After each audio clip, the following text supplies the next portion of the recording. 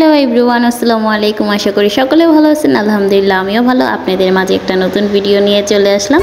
তো আজকের ভিডিওটা হচ্ছে আমরা কোথায় গিয়েছি সেটা আপনাদেরকে দেখাবো আর এবং বলবো কোথায় গিয়েছি। তো এখানে দেখতেই পাচ্ছেন আমরা সবাই মিলে কি অনেক মজা করে গোসল করছি। তো মাঝখানে আমি ভিডিও করলাম, তো আপনাদের সাথে শেয়ার না করলে ভালো লাগে না, যেহেতু আপনারা আমার ফ্যামিলির মতো হয়ে গেছেন। তো অবশ্যই আপনাদের সাথে শেয়ার করব না তো কাদের সাথে শেয়ার করব।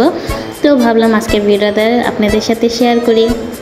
তো আজকের ভিডিওটা হচ্ছে আমরা গিয়েছিলাম রাজাবাড়ি। তো রাজাবাড়ি হচ্ছে গার্ডেন পার্ক। এর আগে আমি একটা ভিডিও দিয়েছি, তো আশা করি ওই ভিডিওটা যারা দেখেছেন অবশ্যই তাদেরকে আর বলতে হবে না।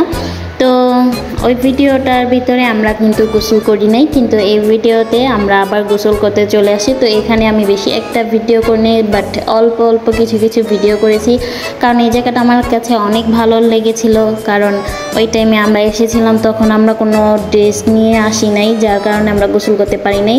তো ভাবলাম পরে আবার যাব, আপনাদের সাথে দেখাবো, গোসল করব। তো এই ভিডিওটা হচ্ছে এটার জন্য আপনাদের সাথে দেখাবো আমরা গোসল করব সুইমিং পুলে, আরও অনেক মজা করব সবাই সাথে। তো ভাবলাম আপনাদের সাথে শেয়ার করি। আর এই যে দেখেন এখানে ঝর্ণা, আর এই যে এখানে দেখতে পাচ্ছেন আমি গোসল শেষ, এখানে হচ্ছে আমার গোসল শেষ। তো আমি এসে পড়লাম, আর এখানে দেখতে পাচ্ছেন ফারহানা আয়রা খেলাধুলা করছে। তো এখানে ওদের একটা রাইতে উঠে দিলাম। তো ফারহানাকে বললাম তুমি দাঁড়াও, ফারহানা আমাকে ইশারা দিয়ে না করে দিল, ও দাঁড়াবে না, ও প্রচণ্ড ভয় পেতেছিল। আর এদিকে আয়রা খুশিতে লাফাচ্ছিল, কারণ এটা জাম্পিং করলে খুব ভালো লাগে। তো এটা হচ্ছে বাচ্চাদের। তো আমার ইচ্ছা করতেছিল যে আমিও করি ওদের সাথে, যদি ছোট হয়ে যেতাম তাহলে অবশ্যই ওদের সাথে গিয়ে আমিও করতাম। তো এখানে ফারহানা তো প্রচণ্ড ভয় পাইতেছিল, কি বলবো। আর আয়রা অনেক মজা করতেছিল, আর ফারহানা আয়রার সাথে চিল্লাচ্ছিল অনেক। তো চলে আসলাম, এখানে আমি রাইটে উঠে গিয়েছি, দেখতে পাচ্ছেন আপনারা। তো প্রথম ভালোই লাগতেছিল, ভয় পাই নাই। পরে যা হলো আমার সাথে, আমি তো এটা আশাই করি নাই।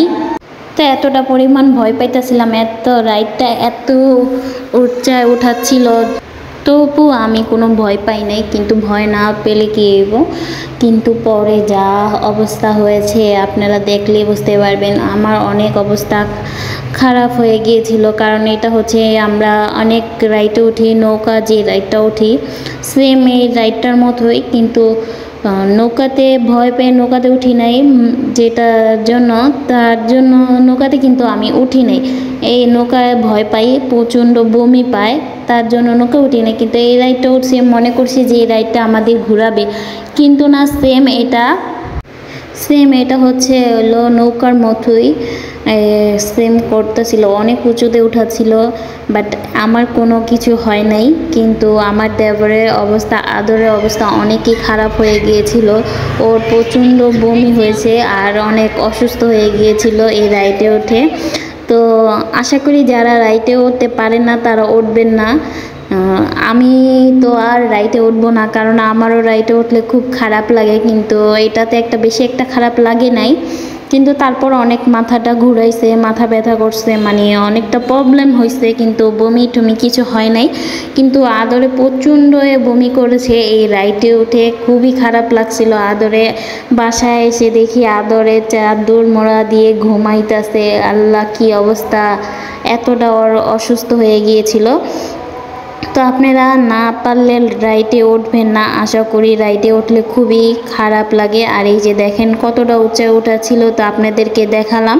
তো আমার ভিডিওটা ভালো লাগলে অবশ্যই শেয়ার করে দিবেন আর লাইক করতে ভুলবেন না। আজকের মতো এতটুকু, আল্লাহ হাফেজ।